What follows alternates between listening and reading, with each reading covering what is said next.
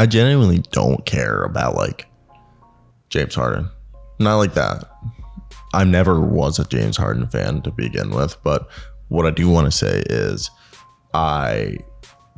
this situation, I just want it to be resolved in terms of for him, for basketball. But I'm not going to sit here and be like, I love James Harden. Free him. Like, no, that's not who I am.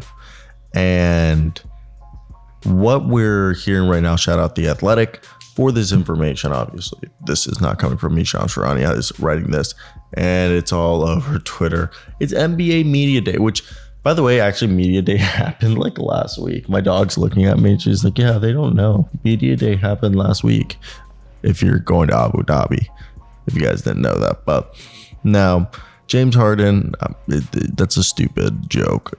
Media Day is today, but like it's for the teams that are in Abu Dhabi. It was a few days ago. Either way, James Harden's not going to Media Day. He's waiting for a trade. Daryl Morey is supposedly working on making everything all right in terms of he's going to facilitate a trade. We all know he wants to go to Los Angeles. So Los Angeles wants to go to him. The holdup is the picks. Philadelphia wants picks, allegedly. And the Clippers are like, nah, why would we give you picks? So before we continue today's video and we talk about this, if you guys want to support independent NBA journalism, we kind of do like video opinion columns here. I guess that's the best way to describe it. We take, sometimes I do have sources, but like they don't really give me shit. But they just kind of like, I guess they give me their opinion, which allows me to like give you their opinion to then give you my opinion speculated off of that opinion.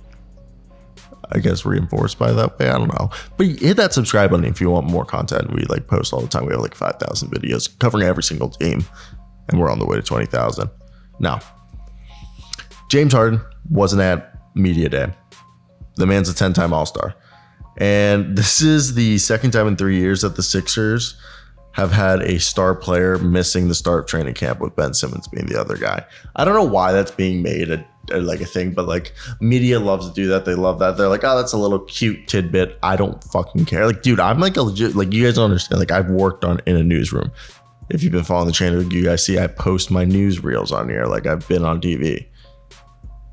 And there's just stupid stuff that, like, that's why, I mean, if I have to do it for a living to get paid, I will continue to be in, broadcast news, but I don't want to do that because there's things like this that I don't really like. Because who cares that there's in the last 3 years, there's been two players now, Ben Simmons and James Harden. Who fucking cares? That's business, baby.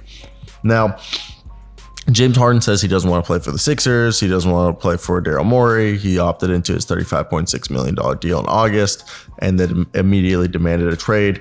Rumor is that is because no one was going to pay him more than that. And also, there was supposedly a wink-wink deal last year when he opted out and re-signed and took a pay cut so they could sign Daniel House and PJ Tucker.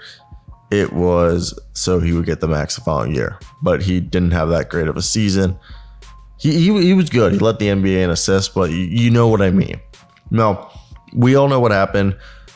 Daryl Morey's been called a liar, the whole marketing event, and then the NBA fined them $100,000 for his public trade demands, and then the NBA PA filed the grievance. Harden's still great, dude. He averaged 34 points. I mean, not 34 points. That's crazy. He's 34 years old. He averaged 21 points. 10.7 assists, 6.1 rebounds, and the team made it to the semifinals. All right. I don't know if you guys heard. You just heard me put my phone down. That was probably really loud. Drink water, ladies and gentlemen. My mouth was going drier than a camel's ball sack. Now, look. I personally, I don't understand why people are against this trade. I would look at the Clippers. The Clippers are playing hardball. And I get it. What I would do is I would look at the Clippers and be like, hey, you guys have expiring contracts. I have James Harden. Let's realistically talk about a deal that both parties can be like, this is realistic. Okay. It's $35 million. And supposedly PJ Tucker is going to be moved in whatever deal. So that's about $46.6 million. Let's throw in Furkan Korkmaz in there to make it a nice $52 million even. You're like, really? Would you trade 3 players? Yes. Because the next thing you do is they have a few guys who just weren't that great. Marcus Morris would be in this deal. Okay. I'm telling you right now, they're getting rid of Morris. And I do think Amir Coffey would be in this deal.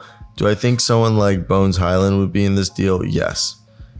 And I know Jason Preston is going to be cut. Like, he's on the radar. Like, people are watching him. Because I believe he's kind of like a guy people might think are hoping he could be like the number 1 pick in the upcoming G League draft. So there's that to watch out for if you are trying to see. And the whole thing is the pick situation. Look, I would trade them one of the 2024 picks that they have in the second round. I would trade them their 2030 second round pick and do a pick swap of their 2030 and then a straight up unprotected 29. Can they even do that? I think the whole thing that holds it up right here is okay. So I think the one thing is we just needed to make an adjustment. And I think this trade, if you guys are looking at it on the screen, this isn't bad at all. So this deal would basically be Terrence Mann, Norman Powell, Bones Highland, Amir Coffey, Marcus Morris for Furkan Korkmaz, PJ Tucker, James Harden. And the 2024 second round pick, 2030 second round pick, a pick swap in 2030, and then an unprotected 2028 pick. And it says we just need a cut, so we throw in Jason Preston in this deal. Booyah. And this is right here. You guys should be able to see this. This is actually like a straight up a good deal for everybody involved. So the Clippers walk away with James Harden, PJ Tucker, Furkan Korkmaz. And the Sixers actually supposedly get better.